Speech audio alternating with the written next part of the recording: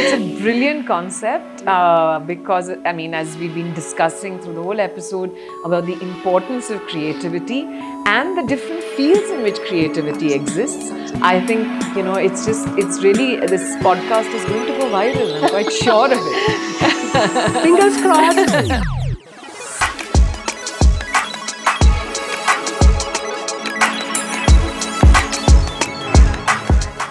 Hi everyone, this is the very first episode of Let's Talk Creativity.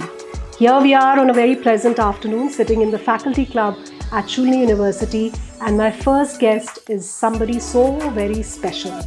She doesn't really need an introduction, an actor par excellence who's worked in theatre, films, OTT, but she's even beyond an actor. And Shernaz, I think you should tell us more about yourself. Well, I am an actress, as you said, and I work, primarily in the theatre. I was born in a theatre family, so it was just one of those things that happens like osmosis, and you get into theatre automatically. Yeah. So I've been doing it since I was a kid. And then, opportunities came my way, which allowed me to get into television, with my age, it was the Doordarshan era, where it was just that one channel. And because it was the one channel, everybody around the country is watching you. So you get fame really early in life. Yes. And then, that led to me getting into films, etc., etc. But I think what I'm happy the way my life has been so far is I'm also very curious. So while I have an acting career, I also have a parallel career where I like to organize projects. I'm a big project person. Wow. Right. So right now I'm the artistic director for something called Adyam, which is started by the Aditya Birla Group, which is a theatre initiative which promotes theatre and, not young, but gives money to good talent to go and dream bigger. Wow. So I've been doing that for the last 5 years. And, I have my own theatre company, Rage, with 2 partners. And I love teaching. So I have a whole teaching life. I used to head the acting department at Whistling Woods for a few years. Right. And then I just think, one has to be curious in life all the time, and there's no age to stop learning. So this year I went off and I've worked with one of the world's greatest voice teachers, who is now 70 plus and wants to leave her legacy behind. So she chooses a certain number of people from around the world to learn her methodology so we can pass her methodology on. And it really works because, she trains everyone from an Obama to chief justices to management gurus to actors.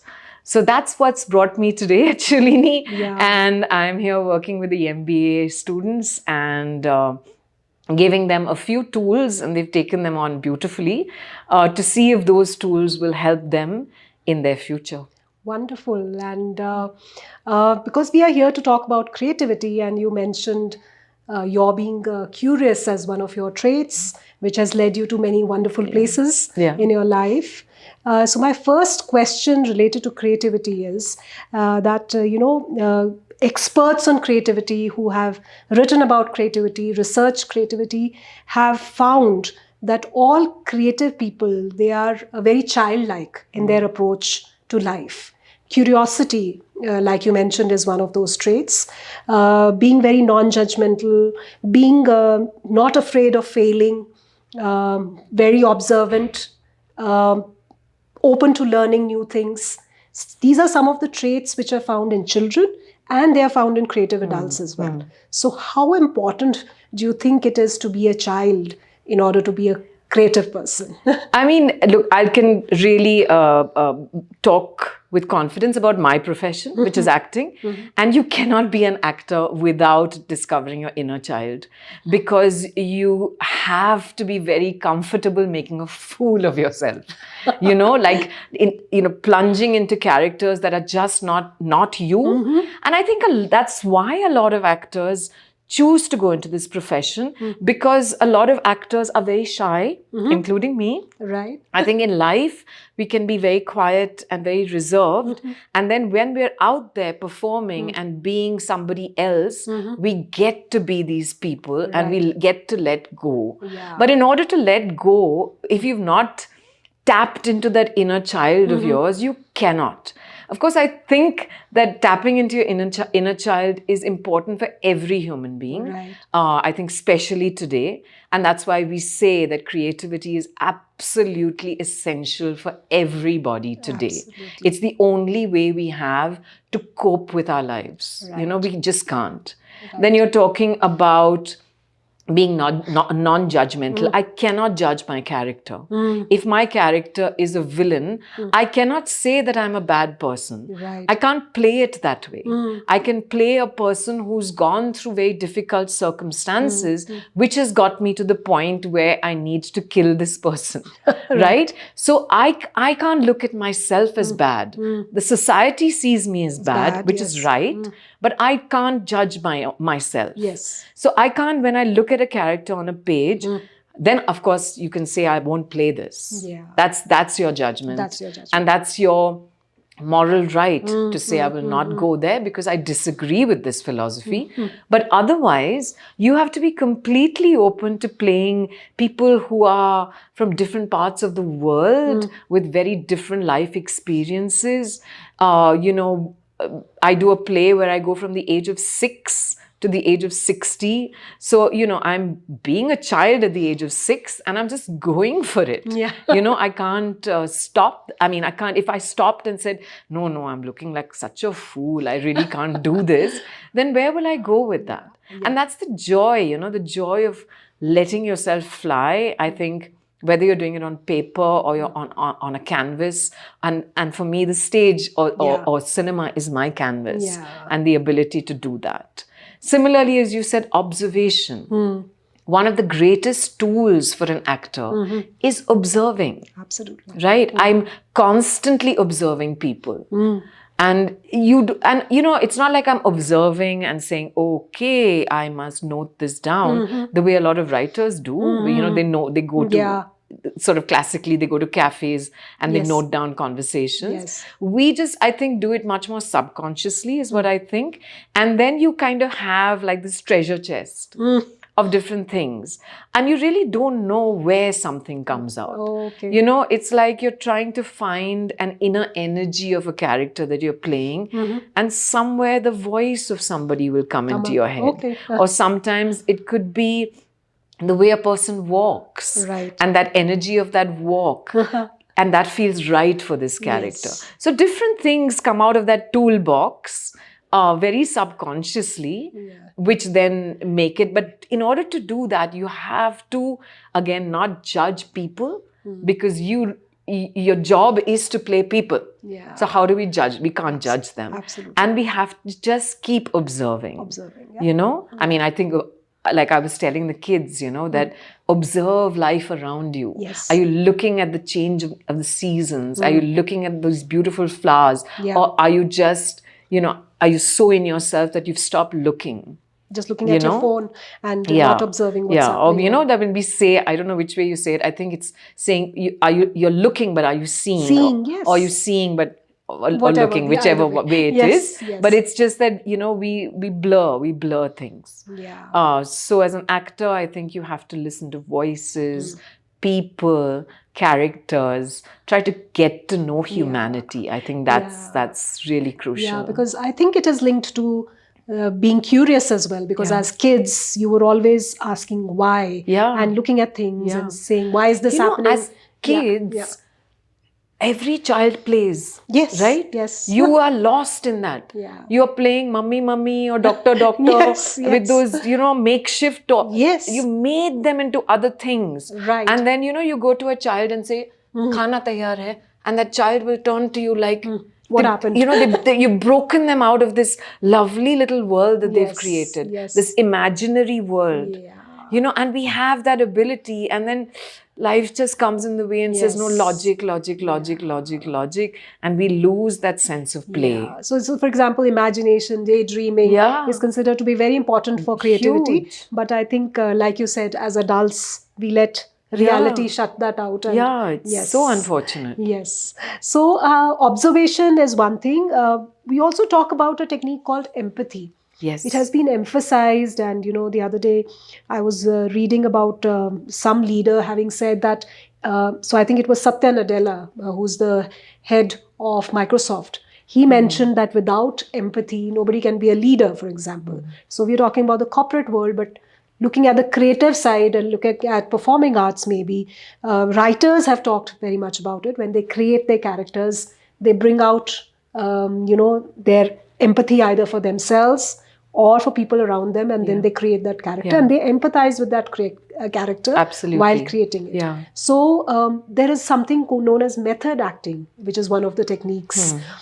Does that involve empathy, or is it something different? And how much of empathy do you use when you're playing a character? Do you actually feel like an old 80-year-old woman if you are playing that part? Or you said you played a 6-year-old. Yeah. Are you trying to remember what you felt as a 6-year-old to bring that thing out? I think when you say empathy, you're empathizing with human beings, right?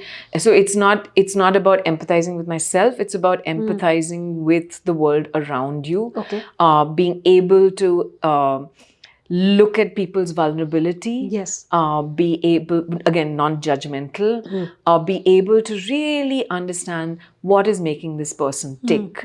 And therefore, even in my characters, I try to use the same thing. So let's say if you took a classic film like Black, Yes. If I had to go into what must this mother have felt like, and though I'm not even a mother, right? So what must that mother have felt like at that point to have this child? And really, again, it's not, as much as you're working consciously, it's also a lot of subconscious work where you really believe you are that mother for that period of time. And because you've completely empathized with her. It doesn't always happen like that. Okay. Sometimes that's your ideal situation. Sometimes when you say, I'm struggling with this character. I'm not finding her. There is a distance. That distance has come. And then someday, or maybe through the rehearsal process, it just merges. Sometimes it doesn't. And then you really struggle because you've not, what we say, you've not found the sur. Yes. That sur is not. And then you keep trying different things and it's not sitting right. But of course, see, the thing is, as actors, these are not my lines. I'm reliant on the writer. So I'm absolutely serving the playwright or the screenplay writer first. Right? My job is to take what is on that page and bring it to life. Absolutely. So that's what I work on the most. So to take something that's in a textbook, let's say, now with a lot of modern writing, in modern Indian writing, I'll have the playwright there, or I'll have the screenplay writer there, and we can discuss it and change it and say, what if I said it like this? Or it's not, this line is not sitting right. Right. They really listen to actors because our instinct is very strong. Yes. So even when our company, we do playwriting workshops, halfway through the process of writing, we bring actors in. Okay. Because actors, when they're reading out really kacha writing, first draft writing, they'll immediately say, this is not ringing true. And if you're a good enough writer with no ego, you will listen to that actor, because an actor's instinct is just coming and saying, nay, I will not talk like this. So most writers listen to that actor's instinct. But if I'm doing, let's say, a great classic, I'm doing Tennessee Williams, I'm doing Arthur Miller, I'm doing Shakespeare, I can't improvise. Right. So I have to take that line and I have to lift it off the page. And therefore, it requires, I think, even more empathy. Yes. Like I do Glass Menagerie. I did Glass Menagerie, and you're playing this big, loud woman, and from the South, the American South. It's like a completely different world. But I tried to look for the parallels with the strong, dominant mother in Indian society, okay. and it very much exists. Wow. Like, like a strong, dominant mother there trying to hold on to her family. It's very much a parallel. So many women at the end of it came and said, either they came and said, my mother is just like this, Okay. or the mother came and said, I'm just like this. So you find that empathy, you find those points Yes. which are similar from what you, again, using observation, empathy, Yes. curiosity, all these skills somewhere come together. Okay, wonderful. So, one more thing that is a little bit controversial, which is a technique called copying. Lots of people recommend that, at least for learning a particular skill, copying is a great way. You can learn singing by following how your guru is singing. You can sometimes even copy in acting when you're learning it. I mean, an instructor does a scene for you and you copy it. But do you feel that copying can be used? For example, there is a term called derivative art.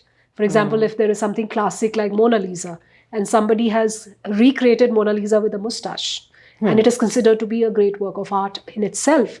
So, do you think that something like copying is used in technique as a technique in acting, or do you believe that it doesn't have any place?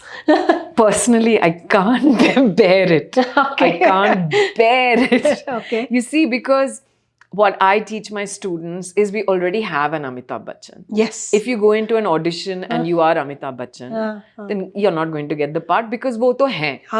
So you have to find your own unique identity. Yes. I'm not saying that, I mean, of course, we pick up things when you're watching great performances. I'm sure somewhere within me is some performance by an actress, maybe the way an actress laughed or something that they did, or a costume, I don't know. But to actually copy, so what happens is a lot of kids think कि ma'am मैं बहुत अच्छा mimicry करता हूँ, मुझे actor बनना है. Mimicry is not acting. Mimicry is not acting. Yeah. So I just don't let kids go there, because even in class they will come with a monologue, prepared monologue. Right. All they have done is watched a Shah Rukh Khan monologue, learnt the way he has said it, okay, and then come and repeat it.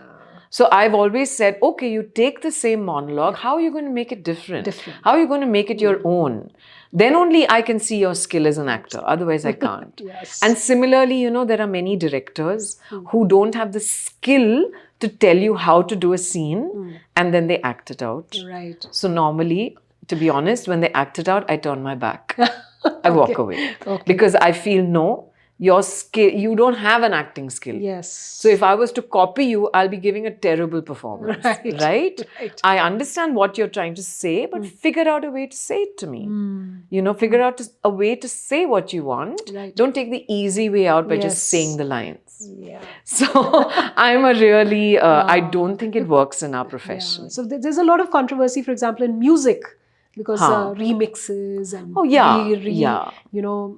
done versions. Yeah. But some of them can actually be done well if you add your own element. So that is very important, I believe. But I think, as an actor, we can see, I mean, that each of the actors who've really worked have some unique identity. Yes, absolutely. It's absolutely unique. You cannot compare a Ranbir Kapoor with a Shah Rukh Khan. They're so different, or whatever, an Alia Bhatt with a Vidya Balan. They're different people.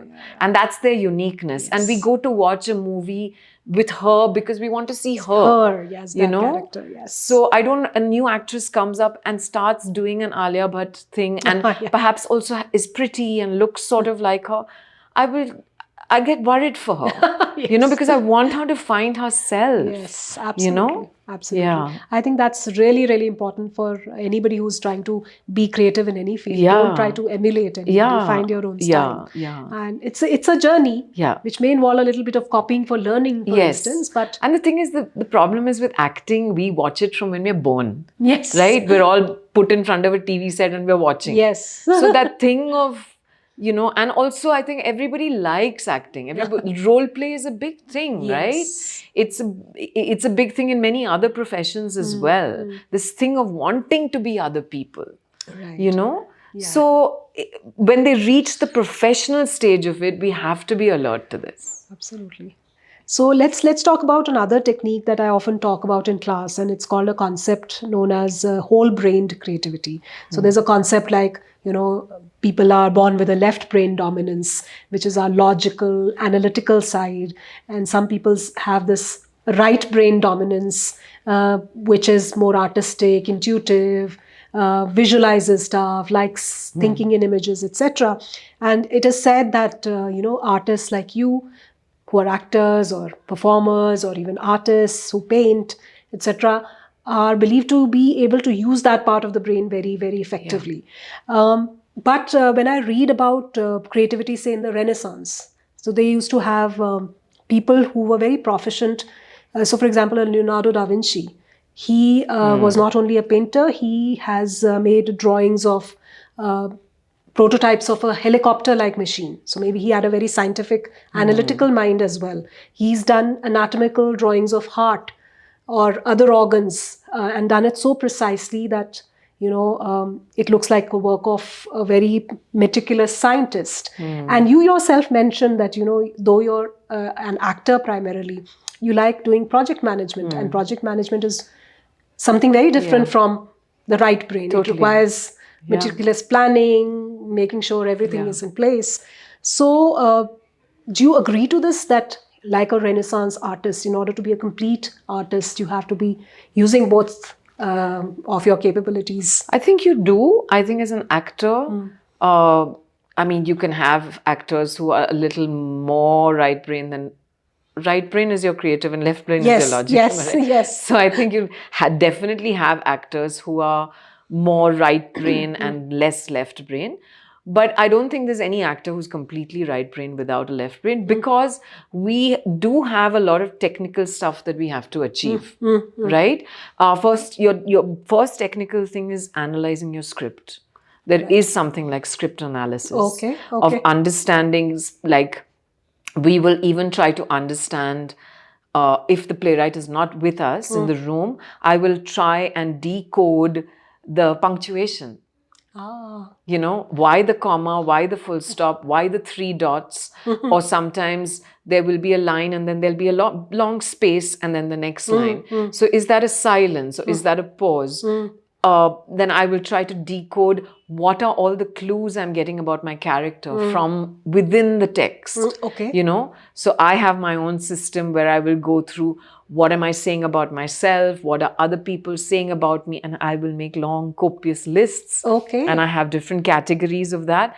And then I just keep looking at that and looking at that and looking at that. And through that are all the clues I need to play the part. That sounds like a left brain. Yes, absolutely. And a lot of actors use that. They use an analysis, character analysis. Plus, you look at all the techniques that we have to be aware of. So if I'm on the stage, I still need to know that my light is going to come on there. So I need to get to that point by so-and-so line. I need to know where the props are placed. I need to have a full awareness of the audience. I know when an actor is, audience has walked in late. I will know when the mobile phones have gone off. I'm aware of all these. And on cinema, it's even more because you have to have a continuous awareness of camera.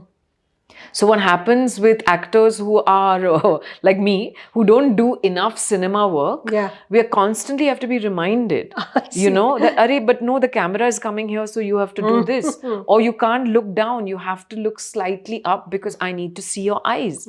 So there's a lot of how much you can turn. You can't just turn like this. I may have to turn like that, even though I'm still talking to you and I'm doing a close-up and so I'm not really looking at you. So it's so much of that, but still you want spontaneity.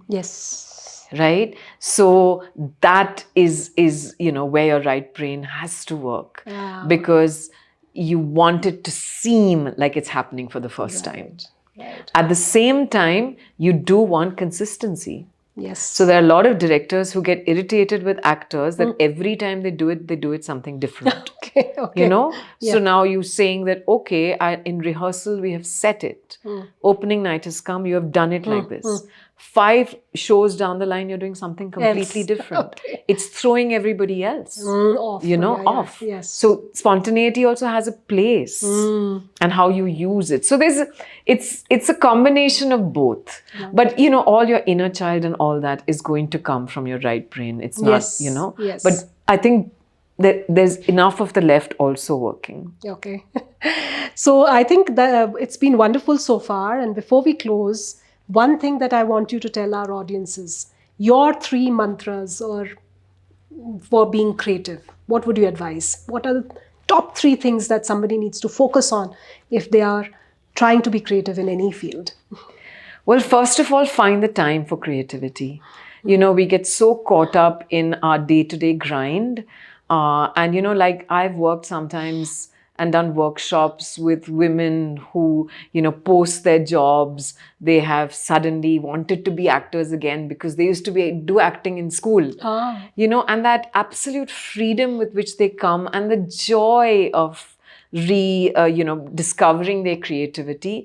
I really think it's very crucial to find time in your day to do something.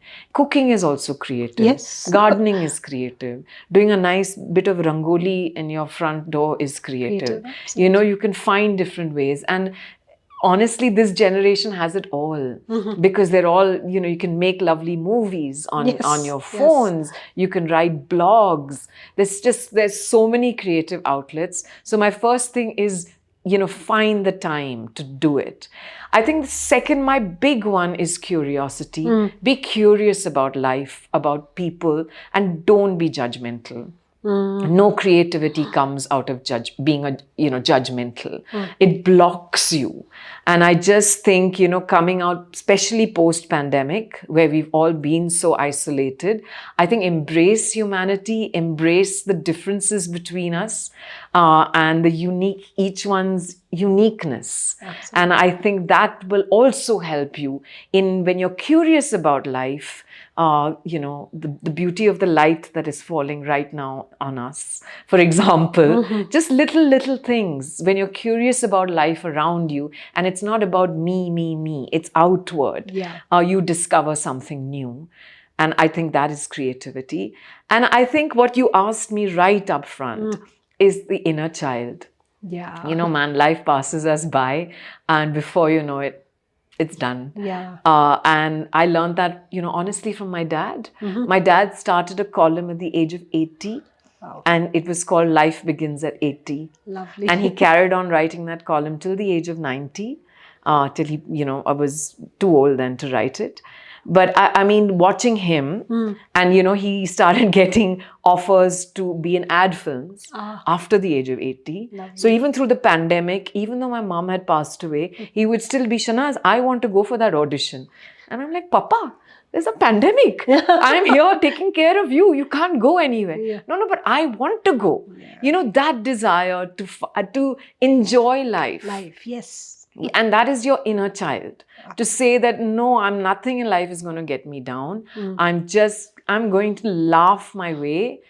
I mean, obviously, there will be blows and things that go wrong. And, you know, it's not ideal. But no one's life is ideal. It's how we cope with that. And one of the big ways of coping with it, and something that I struggled with for a while, and I feel now I've found it much more, is my inner child. So lovely. And I think we'll all try to find our inner child. And thank you, Shernaz, for being such a lovely guest. Thank and you. my very first episode. Yes. And I think I'm just going to go places after this. I really think so. I think it's a brilliant concept because, I mean, as we've been discussing through the whole episode about the importance of creativity and the different fields in which creativity exists. I think, you know, it's really, this podcast is going to go viral. I'm quite sure of it. Fingers crossed. And thank you so much once again. Thank you. Thank you for having me.